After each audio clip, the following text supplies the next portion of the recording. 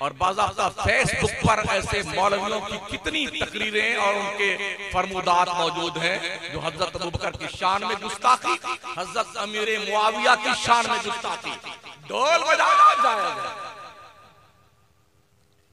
ऐसे भी पीर फटीचर निकले हैं दुनिया में, वो ढोल बजाने को भी जायज करने लगे। तो आम आदमी तो ये सोचेगा यार यही पीर साहब ठीक है, मुरीद होता कि ढोलिया बजाने लगा। यही है ना। हजरत मूसा पैगंबर का नाम सुना है, बहुत जलाली थे। हजरत हारून भी उनके साथ में रहते थे और बहुत बड़ा बदमाश था उनके सामने जिसका नाम फिरौन है। उसने कहा मैं खुदा हूं, मेरी इबादत करो, मुझे सजदे करो। अच्छा, जिसको पैसे से ज्यादा आ जाते हैं ना तो थोड़ा वो पगलाना शुरू करता है, ये फितरत है यार। जब आदमी मालदार बनने लगता है तो थोड़ा पगलाना शुरू करता है। वो एक्टिंग बदल जाती है, बोलने का लबो लहजा बदल जाता है, चलने फिरने का अंदाज बदल जाता है, रहने सहने का अंदाज बदल जाता है, और ऐसे ढंग से चलता ताकि लोग देखें तो समझे ये सठिया गया है, इसके पास पैसे वैसे आ रहे हैं, ये पगला रहा है। इस तर्ज पर लोग जिंदगी गुजारते हैं। तो ज्यादा पैसे वैसे उसके पास आ गए थे, उसने कहा मैं खुदा हूं, मेरा सजदा करो। तो अल्लाह करीम ने हजरत मूसा पैगंबर से कहा तुम दोनों जाओ, पगला गया है फिरौन, थोड़ा समझा के उसे आ जाओ। इज़हबा इला फिरऔना इन्नहु तग़ा फक़ूला लहू क़ौलन लय्यना लअल्लहु यतज़क्करु औ यख़शा। जलाली पैगंबर को भेजा है और इस वार्निंग के साथ हजरत मूसा वहां गुस्सा मत दिखाना, दोनों जाओ फिरौन के पास और जाने के बाद बड़ी नरमी से बात करना। क्या करना? नरमी से बात करना। किससे? जिसने खुदा होने का दावा कर लिया, जो अपना सजदा करवाता है, उससे नरमी से बात करने का हुक्म अल्लाह ने दिया है। क्यों? उसने फरमाया लअल्लहु यतज़क्करु औ यख़शा, हो सकता है मूसा तेरे समझाने से नसीहत कबूल कर ले और अल्लाह का डर अपने दिल में पैदा कर ले। तो अगर मूसा पैगंबर को फिरौन के सामने हुक्म है कि नरमी से बात करके समझाया जाए, तो शमसुद्दीन को कहां से हुक्म आ गया कि खबीस, नालायक, मरदूद, शैतान, जहन्नमी से तकरीर शुरू करे? हमें कहां ये राइट? कुछ तो ऐसे होते हैं, सारे वहाबी देवबंदी सब निकल जाओ हमारे जलसे से, हमारे जनाजे में से निकल जाओ, सब निकल जाओ। तो किसको जिन्नात को तबलीग करोगे? किसको करो?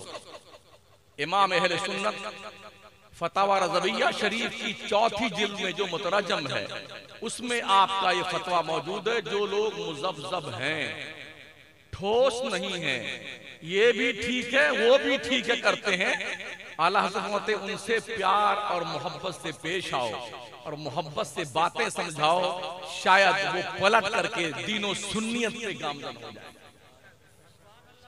ये आला हज़रत के फतवा रज़विया शरीफ की 4थी जिल्द में मुतरजम में मौजूद। मगर मजाल, कुछ इलाके हमने ऐसे देखे हैं, अगर कोई एक देवबंदी किसी की शादी में उस किनारे आ गया तो अब ऐलान होता है सबका निकाह टूट गया, सबको फिर से कलमा पढ़ाओ, सबके फिर से निकाह पढ़ाओ। भाई साहब क्यों पगलाए हुए?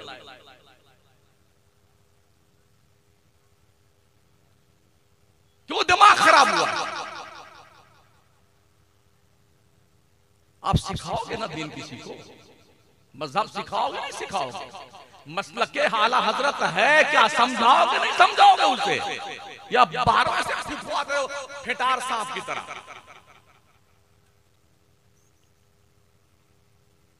दीन सिखाओ और ऐ लोगों दीन सीखो।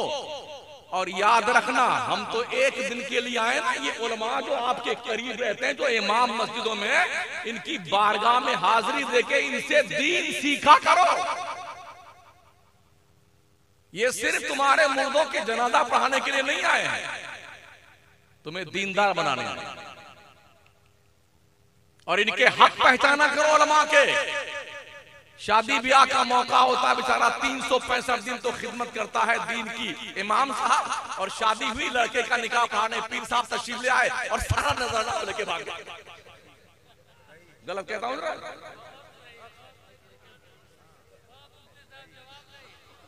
क्या है ये? खतना हो तो मौलाना साहब, बच्चा पैदा हो तो अजान मौलाना साहब, तकबीर मौलाना साहब, मरवर गया तो फतिया मौलाना साहब, जनाजा मौलाना साहब, सब काम मौलाना साहब। कोई बीमार पड़ गया, झाड़ फूंक फूंक फांक मौलाना साहब। और जब कोई कमाई का वक्त आया,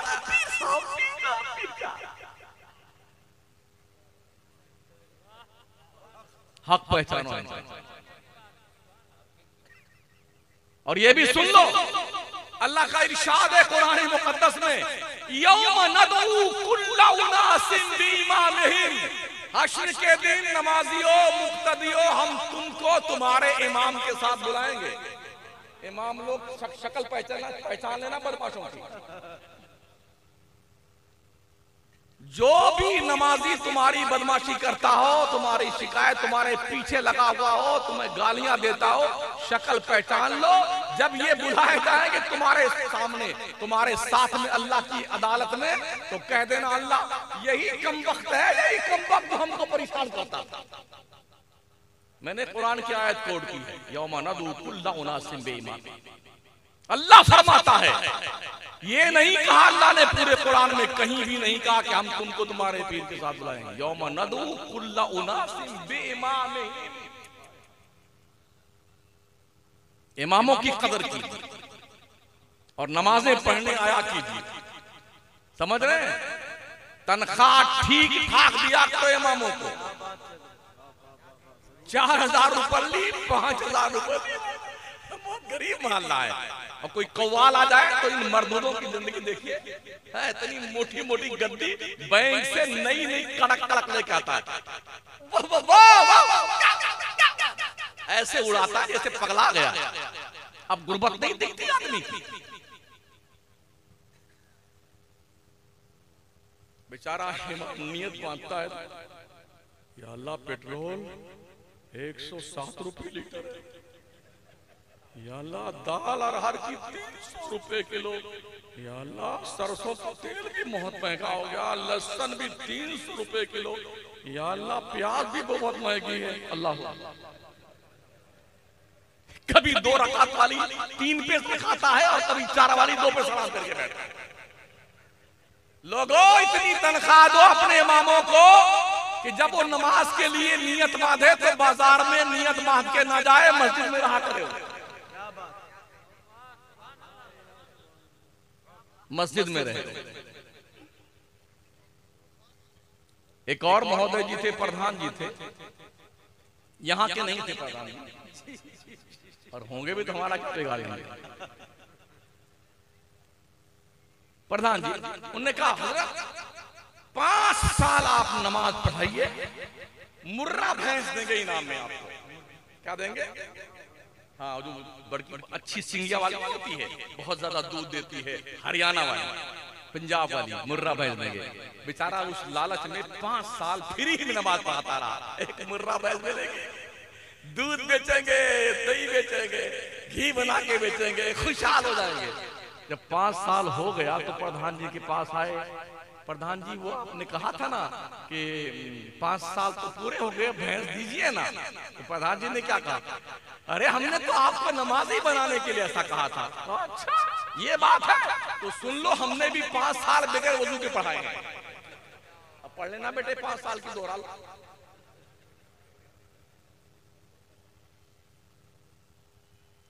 पूरे मुल्क की बात करता हूं, सबसे मजलूम कोई तबका है तो इमामों का है। सबसे कम तनख्वाह में काम करने वाला, ये हक पहचानो, वरना क्या मुंह दिखाओगे अल्लाह। जिंदगी की सबसे इंपॉर्टेंट इबादत, जिस इमाम के पीछे खड़े होकर झुकते हो और रुकू सजदा करते हो, उस इमाम का तुमने ये हाल बना रखा। इबादत में सबसे अहम इबादत कौन सी है? नमाज। मन तरक सलात मुतअम्मिदन फकद कफर, जिसने एक वक्त की नमाज जानबूझ के छोड़ दी उसने काफिरों जैसा काम किया। मेरे हुजूर फरमाते हैं एक काफिर और मुसलमान में फर्क सिर्फ नमाज का है। अगर आप ये सोचते हैं कि गोश्त खाने हम मुसलमान वो है जो गोश्त खाता है, तो आपसे ज्यादा गोश्त हमारे दूसरे लोग खाते हैं। बहुत गोश्त खाते हैं लोग और ये वाली हड्डी तलाश करते हैं। हमने देखा है होटल में। दाढ़ी रखने का नाम जी नहीं, बड़ी बड़ी दाढ़ियां लोगों की। टोपी लगाने का नाम मुसलमान है जी नहीं। कभी कभी हमारे प्रधानमंत्री जी भी बड़ी टोपी लगा लेते हैं। मुसलमान किसे कहते हैं? मुसलमान कहते हैं अल्लाह रसूल के सामने सरेंडर हो जाने को।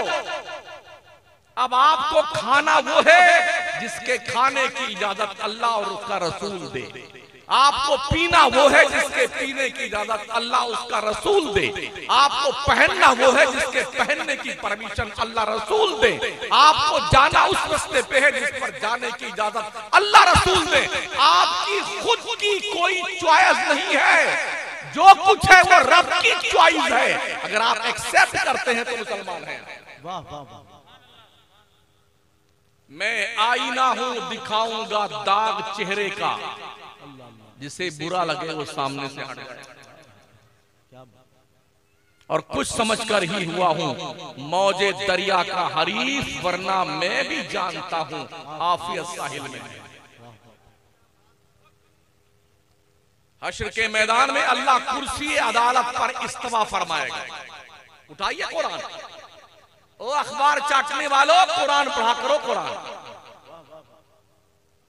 रब कहता है अर्रहमान अलल अर्श इस्तवा, रहमान कुर्सी अदालत पर इस्तवा फरमाएगा जैसा कि उसकी शान के लायक है। तो जानते हो अल्लाह क्या पूछेगा अहले महशर से? आदम पैगंबर से लेके कयामत तक सारे लोग मौजूद होंगे। अल्लाह फरमाएगा लिमनिल मुल्कुल यौम, बताओ आज किसकी बादशाहत है? लिमनिल मुल्कुल यौम, बोलो किसकी बादशाहत है? सब चुप। मंत्री, संतरी, जंतरी, प्रधानमंत्री, बादशाह, अरे वाह वाह, बड़े चुपचाप आ गए। सब मौजूद, गूंगे सारे चुपचाप। जब चुपचाप सब रहेंगे तो अल्लाह फरमाएगा लिल्लाहिल वाहिदिल कहार, ओ अहले महशर आज कहर करने वाले रब की बादशाह। हम क्या कहते? अरे मेरी बिल्डिंग, मेरा बंगला, मेरी फॉर्च्यूनर। अल्लाह क्या कहता है? लिल्लाही मुल्कुस समावाति वल अर्द। वे मंगते तेरा कुछ नहीं है, अल्लाह ही जमीन और आसमान का बादशाह है। लिल्लाही मा फिस समावाति व मा फिल अर्द, जमीनों आसमानों में जो कुछ है सब अल्लाह का, आपका कुछ नहीं है। आप क्या हैं? और अब से पूछें। अल्लाह फरमाता है ऐ बंदो तुम सब के सब अल्लाह के भिखारी हो। आयत करीमा का मफ़हूम पेश कर रहा हूं। तुम सब के सब अल्लाह के दरबार के भिखारी हो। भीख लेने वाले को इतराना नहीं चाहिए। या युन्नास अंतुमुल फुकराओ इलल्लाह, ऐ लोगों तुम सब के सब भिखारी हो अल्लाह के दरबार के। सेठ साहब तुम भी भिखारी, मौलाना साहब तुम भी भिखारी, पीर साहब तुम भी इसी लाइन में, सब अल्लाह के भिखारी हैं। और हम क्या चर्रा जाता है सीना आदमी का, बड़ा मजा, इतना माल दिया है। किसने दिया है? रब ने दिया। जो देना जानता है वो छीन कर भिखारी बनाना भी जानता है। मरते ही आदमी का नाम बदलता है। खान साहब, मलिक साहब, चौधरी साहब जैसे में कोई नहीं कहता खान साहब। मुर्दा है, मुर्दा है, मुर्दा, फौरन नाम बदला, मुर्दा मुर्दा मुर्दा। पूरा घर 1 घंटा 2 घंटा, अब आंख का आंसू सूख गया तो अब क्या रोए बेचारा, तो फुन फुन फुन फुन करता है। नहीं देखा है? हाँ, कोई आ गया हमदर्द, थोड़ी देर के लिए फिर जोश चल रहा है, हाँ? और उसके बाद भाई तो जल्दी कीजिए, जल्दी कीजिए। हमारे आका फरमाते 3 कामों में जल्दी करो। नमाज का वक्त हो जाए तो पहली फुर्सत में नमाज पढ़ लो, बहाने मत बनाओ। लड़की जवान हो जाए पहली फुर्सत में शादी कर दो। कोई मर मुरा जाए ना, उसे बांध कर घर में मत रखियो, जल्दी से उसके कब्र के हवाले कर दो। इन 3 कामों में अल्लाह के पैगंबर सल्लल्लाहु ताला अलैहि वसल्लम ने जल्दी करने का हुक्म दिया है। मगर मजा क्या है, हमारा जो गोंडा बस्ती का 2-4 जिला है ना, सेठ ज्यादा है ना, इतने बड़े मंगते हैं, इतने बड़े मंगते हैं, जब तक भीख नहीं मांग लेंगे तब तक अपने लड़के के ससुराल में शादी तय नहीं करेंगे। हाँ, बुलेट चाहिए और वो खिरेटा चाहिए, हमारा लड़का डॉक्टर है, अबे मंगते हैं। फकीर भिखारी कहीं के अपने बच्चों की शादियां एकदम सिंपल सी करनी शुरू करो, ताकि तुम्हारी कौम की बच्चियां भाग कर गैरों से शादियां ना करें। समझ रहे हो? हमारे नबी फरमाते शादियों को आसान बनाओ। सबसे अच्छी शादी वो है जिसमें खर्चा बहुत कम हो।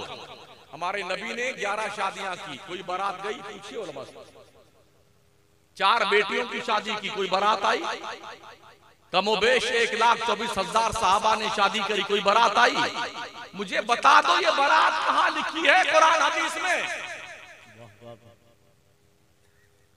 तो क्या कहें?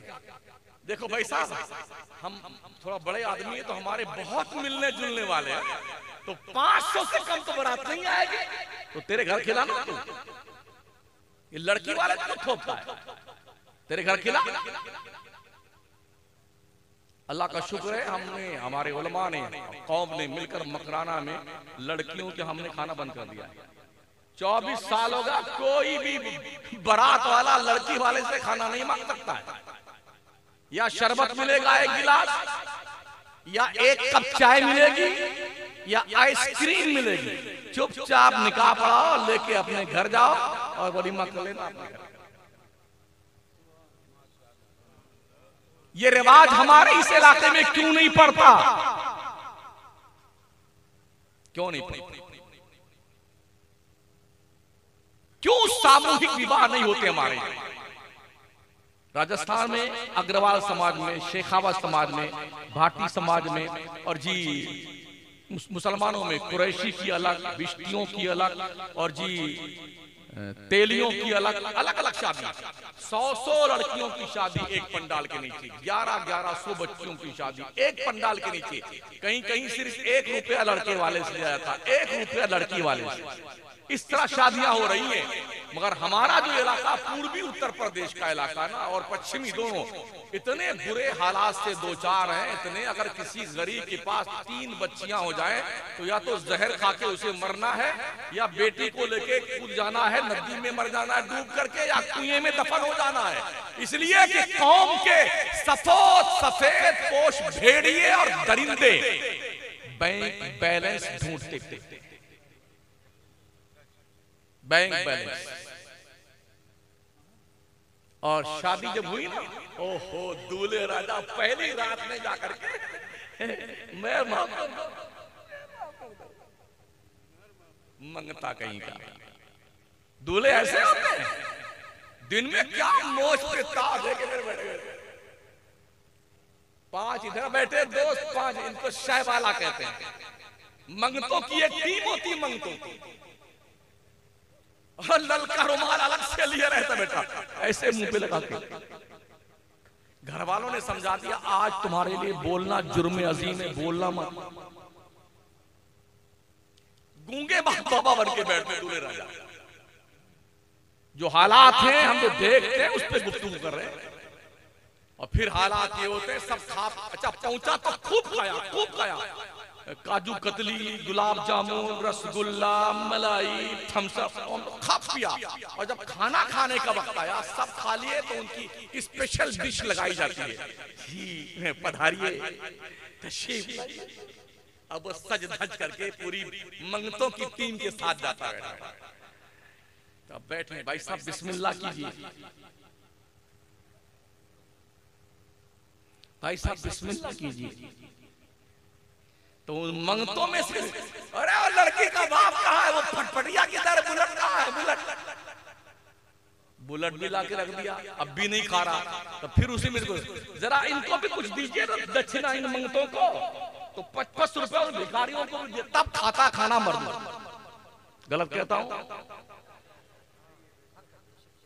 हया मर गई है, गैरत के जनाजे निकल गए। क्या बढ़िया 5000 का मखना वखना, लाल पीला गुलाब का फूल, जूही चमेली चंपा नस्तरन, जने क्या क्या हिलता हुआ आया। अब बढ़िया सा सूट लेकर के, पगड़ा पूरा बांध करके, स्पेशल पगड़ा आता है था। और जब ये आया खाने का, तब मंगता बन गया भिखारी। अब तक जो लोग लाइन में हैं, जिनकी शादियां अभी तक नहीं हुई हैं, वो लोगों तुम जवानों को सुन लो, अपने अब्बा अम्मा से कह देना मेरे लिए भीख मत मांगना। सुनना वालों से, अल्लाह फरमाता मर्द औरतों पे हाकिम होता है, हाकिम भिखारी नहीं होता है। भीख मत मांगो लड़की वालों के यहां से, शादियों के खर्चे फुल स्टॉप लगा दो, और बेटियों का हक दो जो बाप की विरासत में अल्लाह ने मुतय्यन किया है। बेटियों को हक दो। अगर बाप मरा है, एक लड़का एक लड़की छोड़ा है, और 3 लाख छोड़े हैं, तो 2 लाख लड़के का, 1 लाख लड़की का, उसको हिस्सा दो अपनी प्रॉपर्टी से। भाई साहब अब्बा मर गए हैं, तो भाइयों तुम्हारी जिम्मेदारी बनती है, अब्बा के विरासत में बहन को हक देना है। आपने नहीं दिया ना, अल्लाह कसम बहुत मारे जाओ। अक्सर मौलवी भी नहीं देता, हाँ वो ही नहीं देता, मौलवी नहीं देता, आम आदमी भी नहीं देता। लिज़्ज़क्र मिस्लु हज़्ज़िल उन्सयैन, अल्लाह ने बेटियों का हक बाप की प्रॉपर्टी में रखा है। कैसे जान बचा सकते? तो अल्लाह इरशाद फरमाएगा, बोलो बोलो आज किसकी बादशाहत। यौम यक़ूमुर रूह वल मलाइका सफ़्फ़न ला यतकल्लमूना इल्ला मन अज़िन लहुर रहमान व क़ाला सवाबा। हश्र के मैदान में जिब्रील, सारे फरिश्ते अल्लाह के दरबार में कांपते होंगे, किसी को बात करने की हिम्मत ना होगी अल्लाह से। बात वही करेगा जिसको अल्लाह ने परमिशन दे रखी। टटोलो अपने आप को और पढ़ो, नमाजें पढ़ो। ये नमाज ही आपकी असल अमानत है, ये किसी नॉमिनी को नहीं मिलेगी। Bank balance, fix deposit, life insurance, किसान विकास पत्र, इंदिरा विकास पत्र, सारे अत्र पत्र सत्र, बिल्डिंग जायदाद गाड़ी वगैरह वगैरह जो कुछ है ना, ये कुछ आपका नहीं। जब तक आप जी रहे हैं तब तक मेरा मेरा मेरा, जैसे मरने लगे ना, 6 महीना आप बीमार पड़ के देखिए, 6 महीना ऐसे चुपके चुपके सब घर वाले दुआ मांगते, अल्लाह अल्लाह जल्दी उठा ले, अल्लाह 6 महीना हो गया, अल्लाह जल्दी उठा ले। बेगम भी चुपके चुपके, अल्लाह गुड्डू के पापा को जल्दी उठा ले। क्यों? 6 महीना हो गया पैखाना धुलते धुलते। सारे रिश्ते मतलब के हैं, मतलब के कान खोल के सुन लो। अल्लाह बड़ा शफीक है, बड़ा करीम है।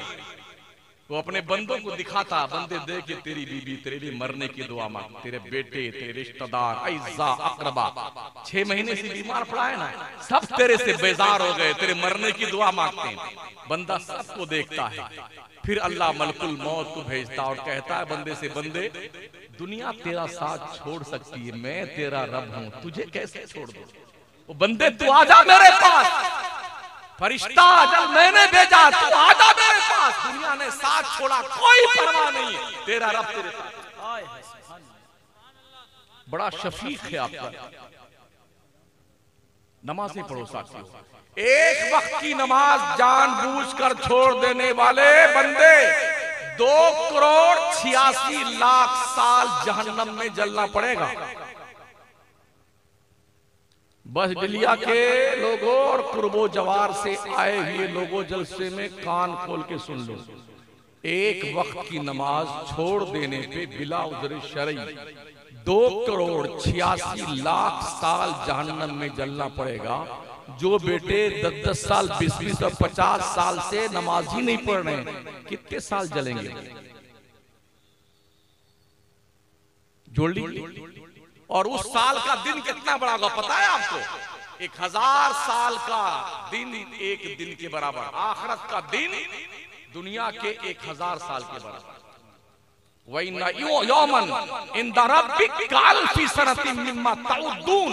अल्लाह फरमाता है आखिरत का एक दिन दुनिया के 1000 साल के बराबर। अब जोड़िए कि 2,86,00,000 साल एक नमाज छोड़ने पर अगर जहन्नम में जलना पड़ा तो इसका 1000 साल का एक दिन होगा। और जितनी हजारों नमाजें कज़ा करी हैं, कितने साल आपको? आखिर तो जन्नत में जाएंगे, सजा वजा भुगतने के बाद इंशाअल्लाह जरूर जन्नत में जाएंगे। ये हमारे सुन्नियों का आखिरी हरबा होता है। क्या कहते हैं?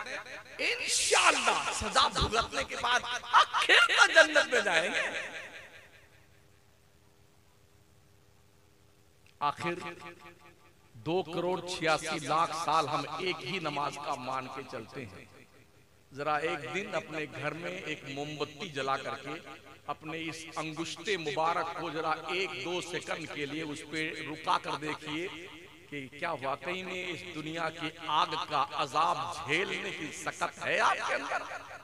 वो आग जिसको जहन्नम से निकालने के बाद अल्लाह ने 70,000 मर्तबा रहमत के पानी से धुल कर भेजा है, उस आग को तो हम झेल नहीं सकते हैं। और जहन्नम की आग सजा भुगतने के बाद तो जाएंगे जन्नत में। जब जहन्नमी जहन्नम में जाएगा ना, पुकारेगा रिजवान पानी अलाताश अलाताश। 1000 साल तक रिजवान चुपचाप जवाब नहीं देंगे। सॉरी, रिजवान नहीं, मालिक। जहन्नम के जो दरोगा है ना, उनका नाम हजरत मालिक। वो जवाब नहीं देंगे 1000 साल। फिर वो चिल्लाता रहेगा पानी पानी पानी। जानते हो क्या पीने को मिलेगा? जहन्नमियों का पीप, बदबूदार पेशाब, पाखाना, ये जहन्नमियों को पीने के लिए दिया जाएगा। 1000 साल के बाद जब दारोगे जहन्नम बोलेगा तो क्या कहेगा? क्या मांग रहे हो? पानी।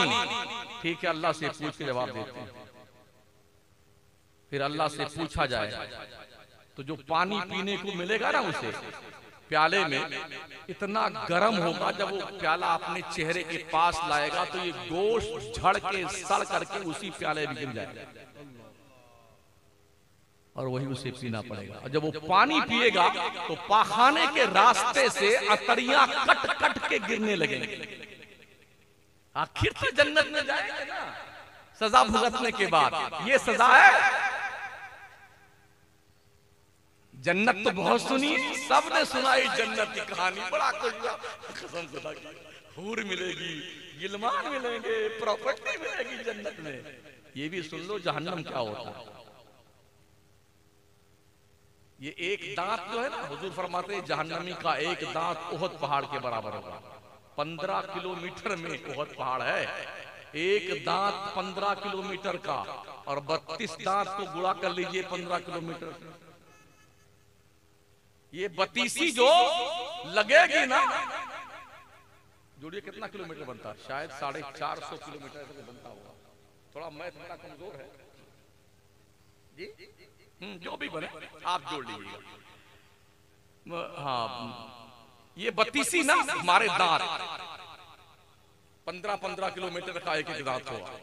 तो जब इतने किलोमीटर में 450 किलोमीटर के लगभग या 470-80 जो बनता है, इतने किलोमीटर का दांत का जबड़ा लगाया, तो जिस थोपड़े में ये दांत सेट होगा वो कितना बड़ा होगा। ये जहन्नमी का ये होंठ लटक करके नाफ के नीचे आ जाएगा। ये चमड़ा जो है ना, चमड़ा माशाल्लाह क्या खूबसूरत।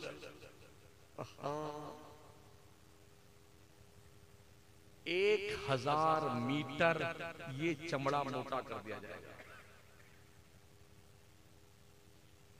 जब ये चमड़ा जल जाएगा जहन्नम के आग की तपिश में, तो अल्लाह फरमाता कुल्लमा नदिजत जुलूदहुम बद्दलनाहुम जुलूदन गैरहा लियज़ूकुल अज़ाब।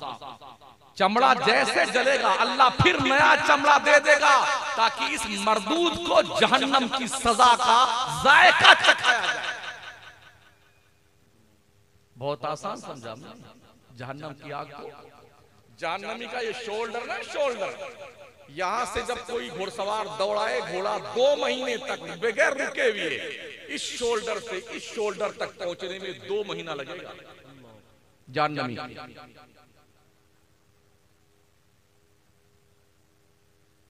फिर भी हमें डर नहीं लगता है ना। अल्लाह वालों के उर्स में आने वालों, कुछ सीख के जाओ, जिंदगी में कुछ तग़य्युर व तबद्दुल लेके आओ। जलसे सुनो तो कुछ सीखा करो, जिंदगी में बदलाव लाओ। अब तक नमाज नहीं पढ़ते थे तो अब नमाज के आदी बने। यही वो इबादत है जो कोई नहीं छीन सकता है। ये इबादत ही आपकी है, बकिया कुछ आपका नहीं। जो खाया वो वेस्टेज माल बन गया, जो पहना वो पुराना हो गया, जो अल्लाह के रास्ते में दिया वो तुम्हारे काम आने वाला है। कुछ नहीं आपका है, इतना ध्यान रखना। मैं इख्तिताम की तरफ चलता हूं। तो अल्लाह करीम इरशाद फरमाता है वमन यअशु अन ज़िक्रिर रहमान नुक़य्यिद लहु शैतानन फहुव लहु करीन। जो लोग अल्लाह के जिक्र से गाफिल हो जाते हैं, अल्लाह उसके दिल पर शैतान का पहरा बिठा देता है। नहीं मानते हो तो अल्लाह ने यह भी वार्निंग दी है, या माशरल जिन्नि वल इंस इन इस्तताअतुम अन तनफुजू मिन अक़तारिस समावाति वल अर्द फनफुजू ला तनफुजूना इल्ला बिसुल्तान फबिअय्यि आलाइ रब्बिकुमा तुकज़्ज़िबान। ओ जिन्नातों इंसानों की गिरोह, अगर तुमसे मुमकिन हो तो अल्लाह की ममलकत से, अल्लाह के आसमानों जमीन के किनारों से बाहर निकल जाओ, वहां चले जाओ जहां अल्लाह की हुकूमत ना हो। मगर तुम जहां जाओगे वहां अल्लाह की हुकूमत होगी। नमाज ना पढ़ने वालों, तुम्हें कोई हक नहीं बनता खुदा की जमीन पर रहने का। तुम्हें कोई हक नहीं बनता है अल्लाह के आसमान के नीचे जीने का। तुम्हें कोई हक नहीं बनता अल्लाह का रिज़्क़ खाने का। पढ़ो इबादत, नमाजें पढ़ो, अल्लाह से खौफ खाओ, दिन के उजाले में भी और रात के अंधेरे में। किसी शख्स ने किसी की अगर एक बालिश जमीन दबा ली है ना, तो 7 तबक आसमान 7 तबक जमीन को पोटला बना करके उसके गर्दन में तौक बना के पहना दिया जाए, जिसने किसी की एक बालिश जमीन कब्जा की। जब तक बंदा अपने जिंदगी के एक एक लम्हे का हिसाब नहीं दे लेगा, अल्लाह के नबी फरमाते उसे कदम उठाने की इजाजत नहीं दी जाएगी। इसलिए दोस्तों, बुजुर्गों, साथियों, 5 वक्त की नमाज पढ़ो, झूठ मत बोलो, चोरी मत करो, गीबत मत करो, बुराई मत करो, नाजायज काम मत करो, किसी का हक मत दबाओ, इंसानियत के साथ जिंदगी गुजारो और हलाल कमाओ, हलाल खाओ, हलाल खिलाओ, आंखों पे शरीयत का पर्दा लगा के रखो। अल्लाह आप सबको जज़ाए खैर अता फरमाए। अस्तगफिरुल्लाह रब्बी मिन कुल्लि ज़ंबिन व अतूबु इलैह। ला इलाहा इल्लल्लाह मुहम्मदुर रसूलुल्लाह। अस्सलामु अलैकुम।